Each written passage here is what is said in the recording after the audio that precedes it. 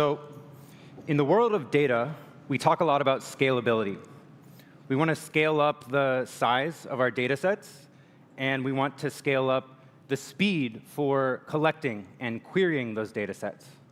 But today, I want to talk about a different type of scalability. The thing that I want to scale up is myself.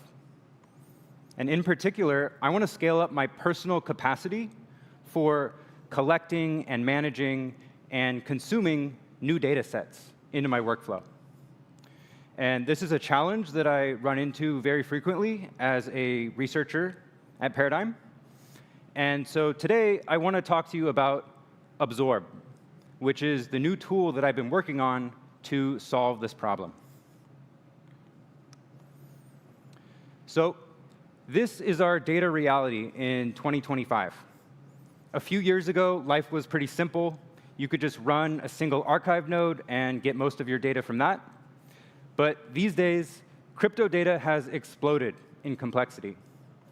We have tons of chains, tons of data aggregators, tons of platforms, data services, and off-chain data is becoming more and more relevant. In TradFi, we have stocks, commodities, we have different economic indicators that are becoming more and more relevant. This graphic is showing just some of the data sources that I've had to use over the past year. And you're going to need a lot of these if you want to maintain a good understanding of what's happening on chain. But since every one of these sources has a different API, different constraints, different schemas, different edge cases, the bottleneck for consuming these is often not the speed or the size of my hardware. The bottleneck is my own ability to juggle and manage these data sets. So what does it look like to actually use these data sources? In the past, I've talked a lot about collecting data, but data collection is just one of the many steps in the data lifecycle. So you have to find the data, you have to collect it, store it, validate it, keep track of where you stored it, you have to keep it updated over time, and then you also have to query it. And these tasks aren't that bad if you just need to do them every once in a while, for a single data set. But the problem is when you need to manage multiple data sets from multiple data sources. The time and the cognitive load of these tasks really starts to add up. And it can become very tedious and error-prone because there's a lot of repeated work and lots of edge cases to handle. So this is why I built Absorb. Absorb is a unified toolkit for managing all of your data sets. It can collect your data, validate your data, store your data, query your data. Absorb was designed by asking, what are all the common patterns for performing these tasks? And let's build a standardized tool that can cover all those patterns. And as of this morning, Absorb is an open source project, and we just put out a preview release on GitHub.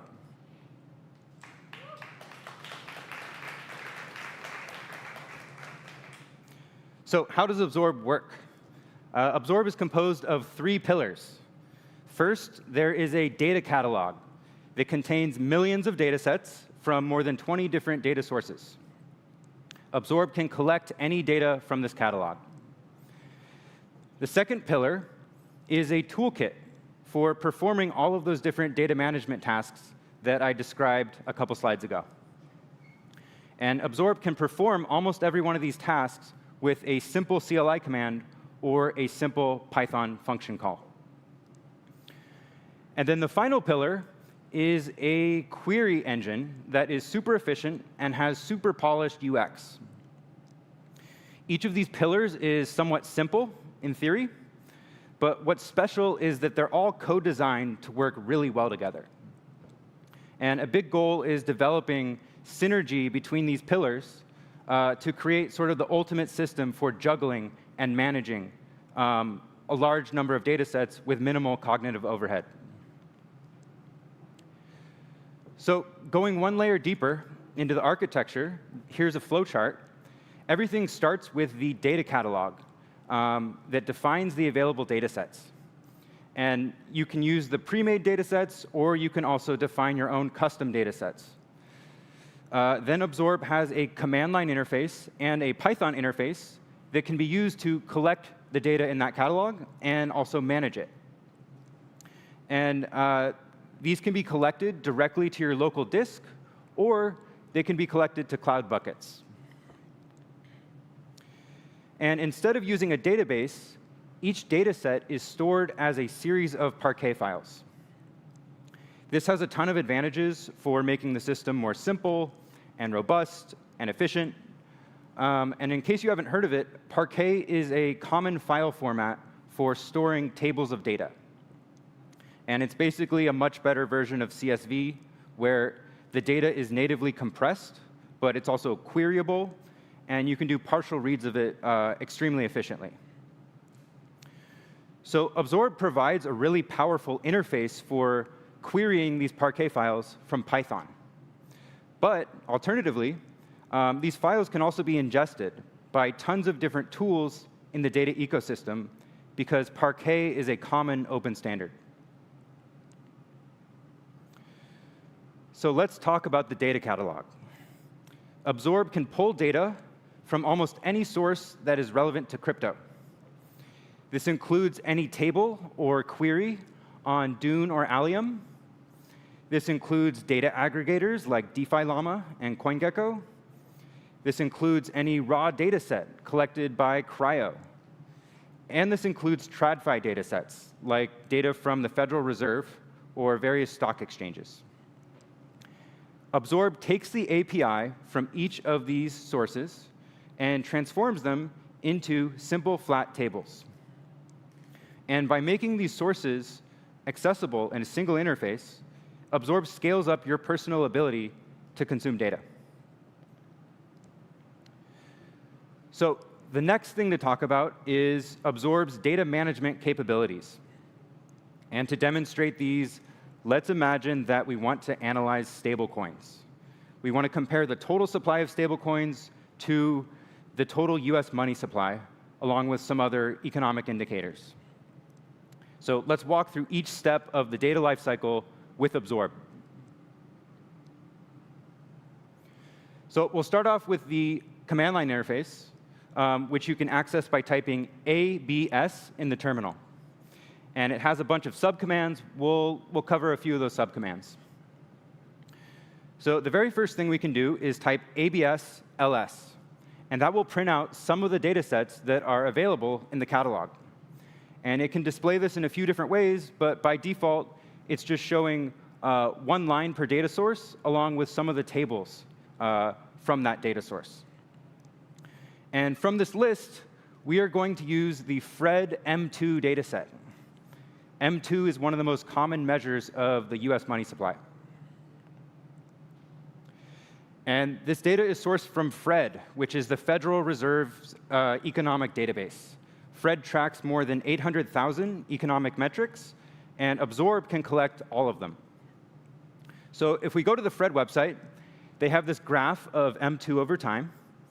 And you can see that we're currently around $22 trillion for the United States money supply.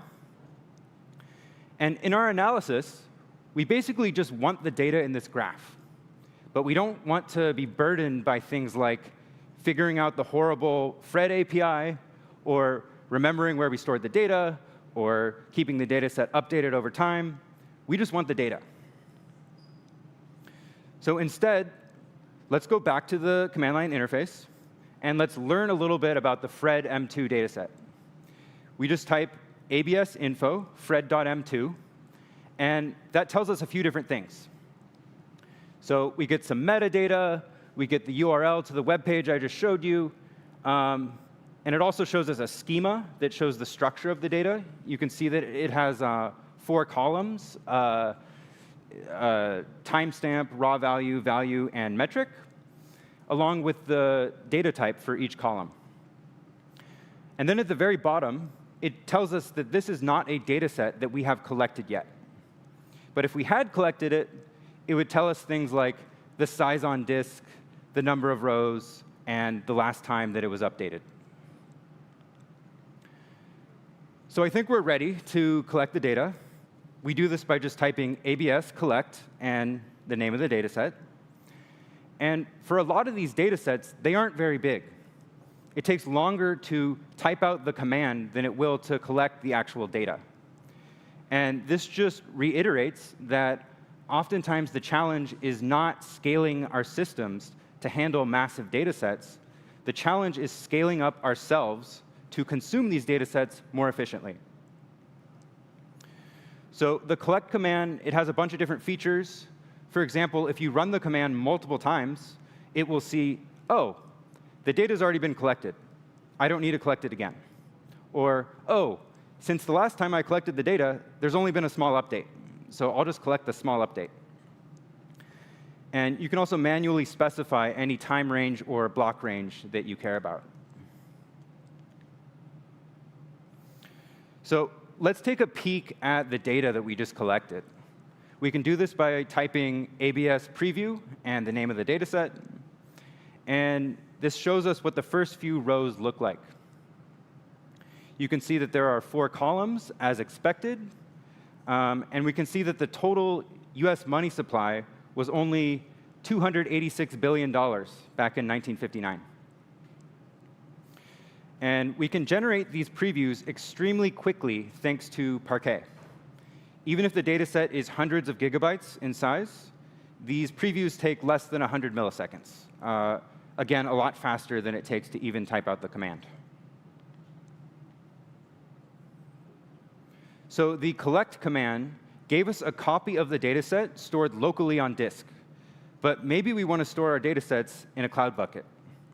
Absorb makes this really simple. All you have to do is ABS upload fred.m2. And this can be useful if you're trying to share your data across multiple machines, or maybe you want to use cloud database services like Athena or Snowflake or BigQuery, or maybe you want to share the data with some collaborators or the general public. And then conversely, you can also download the data sets with a single command. You just type ABS download fred.m2. Now, like a lot of data management tasks, uploading and downloading to cloud buckets is not very complicated.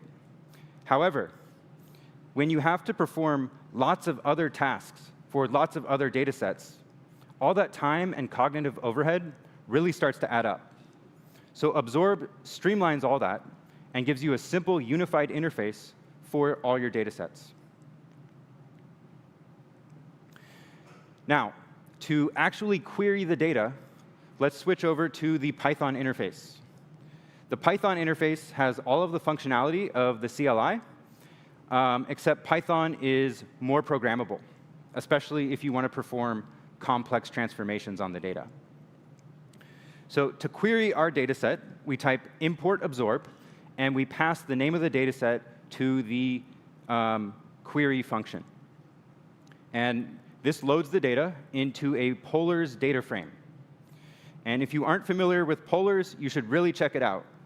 It's basically a Rust-based replacement for pandas that is way faster, way more robust, way more memory efficient, and has a way better UX for queries and transformations.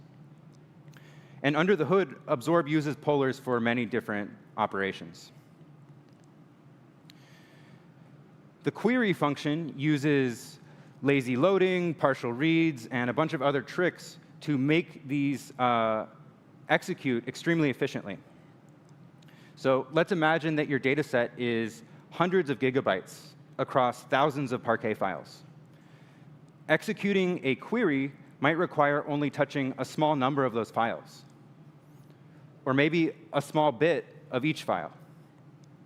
Absorb and polars together are able to take advantage of this, and in many cases, you can run queries faster on your laptop than you would get from BigQuery or Dune or Snowflake. All of the different operations that we performed for the Fred M2 dataset also work for the other datasets in the catalog. So here we're going to query 2 additional datasets, the Allium stablecoin supply data and data on foreign holdings of US treasuries. And a nice feature of the query function is that if the data sets have not been collected yet, the queries will still work. So before executing the query, Absorb will collect the data, save it, and then any future queries to that data will be super quick. Another nice feature is that most data sets in the catalog are normalized with similar schemas, which makes it easy to join tables across different sources, as is being shown here. And the last task that I want to talk about is creating new data sets. Absorb makes this process really simple. You basically just say, this is the metadata, this is the schema, and here's how to collect one chunk of the data set. Absorb will use all this to collect the chunks, validate that they're correct, and keep the data set updated over time.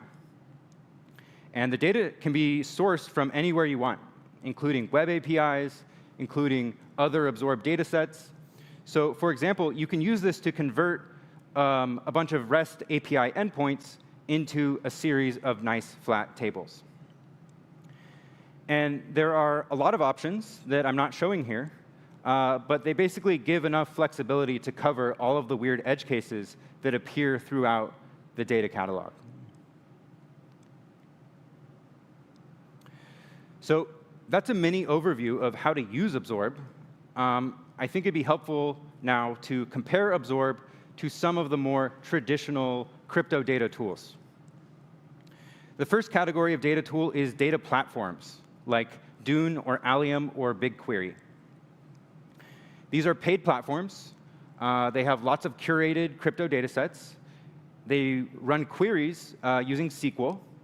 And they also abstract away a lot of the infrastructure management tasks. And for some users, these platforms are a great option. But they also have lots of limitations. So first of all, there isn't any single platform that has all the data. A lot of the most useful data sets have licensing issues. So for example, the API data from Binance or Kalshi or GitHub is never going to reach these platforms. Second, unlike Absorb, none of these platforms have first-class Python support. Instead, they use SQL. And Python is significantly more expressive than SQL. It's also more modular and maintainable. And it also has a large ecosystem of data libraries that don't exist in SQL. Additionally, when you are working in Jupyter or other notebook environments, Python has a much better UX than SQL. The next reason is that sovereign architectures like Absorb can be much more cost-efficient and hardware-efficient than hosted platforms. And this isn't true of every situation, but modern query engines like Polars and DuckDB and others can be very efficient, even when you're processing hundreds of gigabytes of data. And there are tons of queries that run faster on my laptop with this architecture than you would get on a hosted platform. And then there are also lots of situations where it's important for you to be able to reproduce or control the data yourself. So it's not always well documented how these platforms created the data sets. And sometimes you want to check their work, or you want to control the pipeline to avoid things like rate limiting or vendor lock-in or discontinuation. Another question you might ask is, why should I use Absorb when I can just build my own data pipelines with existing tools like Dagster and dbt? These are great tools, but they have a different focus. Absorb is purpose-built for crypto data workflows. It's not trying to be a general orchestration tool like Dagster, and it handles more stages of the data lifecycle than dbt. And unlike these tools, Absorb has a large data catalog that is tightly integrated into a query engine and a management toolkit. This leads to a better Python UX as well. So with Absorb, you're getting a lot of things that you can't get from other tools. And I see Absorb as a natural evolution of data workflows in crypto. In this world where there are so many different necessary data sources, Absorb gives you access to the largest catalog of data. And if you're using Python or the command line, Absorb will also give you the best UX for interacting with that data. But most of all, the big unlock here is a simple unified interface for data management. If running a data management task takes you only 2 seconds instead of 2 minutes or 20 minutes, this fundamentally changes your relationship to the data. Not only will you spend less time doing data plumbing, you'll end up exploring and consuming more data because so much of the friction is gone. So that's everything I wanted to say. We just put out the first public preview this morning. It's simple to install with this UV command. And try it out. I'd love to hear if you have ideas for how to make it better. So thanks, everybody, for your attention.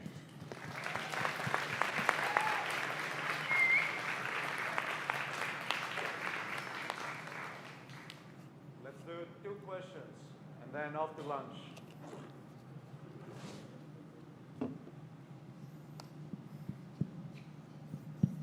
First off, thank you so much. Like, I can't believe how many pain points you just solved.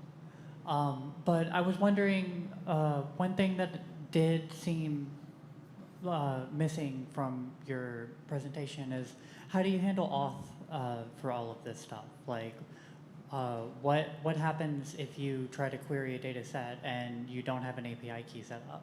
Or Yeah. how do you see what API keys you're missing for your data catalog?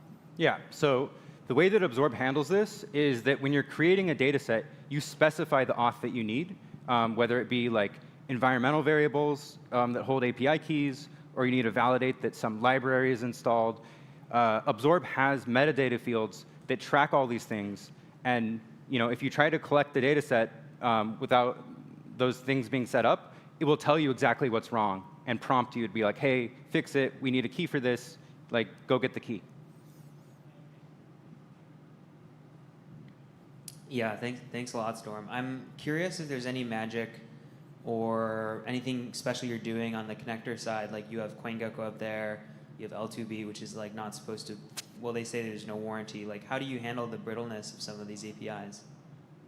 Yeah, I mean, this is like part of the entire sort of problem statement here, is that there is so much brittleness and diversity and constraints, and these things aren't static necessarily over time. But there are tricks you can do. So like CoinGecko, for example, if you don't have an API key, you basically just need to heavily rate limit things, and that ends up working.